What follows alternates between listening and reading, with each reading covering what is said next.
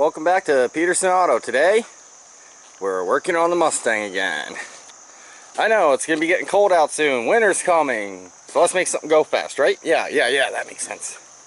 It's not really going to go fast right now. It's going to handle well. It's still got the 4-cylinder. Well, we got 5 lug wheels here. From 99 to 04 GT. What are we doing with that? Well, we're going to do what's called an sn95 swap.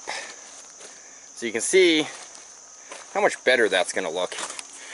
And if you're lucky, you can get this out of the way. There we go. Yeah, relative size comparison between the two also. So, you know, lower profile, better looking. Going to lower the car down a little bit. Doing front and rear. Today we're working on the front though. So what do we got to do? Well, caster camber plates, shocks or struts in this case, springs, lower control arms, inner and outer tie rod ends, spindles, wheel bearings, hubs, all that good stuff that's in that spindle assembly there. New wheels, obviously, and new brakes, new rotors. So we're also upgrading brakes in this. We're going from a single piston front caliper to a twin piston front caliper, along with a larger diameter piston rear caliper. When that happens, you can see the rear axle sitting over there in my wonderful pile of junk. One of these days I'll get to getting that cleaned up. Rear axle's over there. So today though, we're working on the front. We're going to go ahead and get it jacked up and start the video for you. So, well, YouTube, there we go.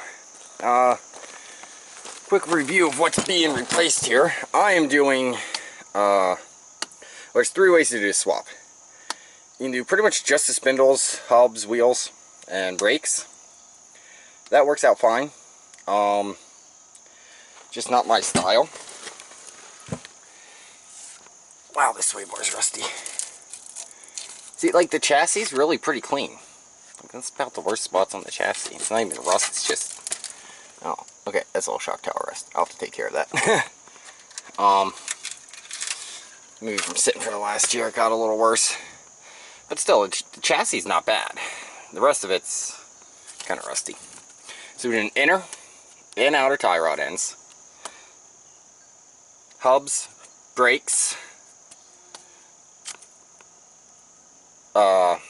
shocks or struts in this case, shocks in the rear, spring, matching isolators, lower control arm, which is down in here, and the sway bar. Also new end links because we can. End links will change over.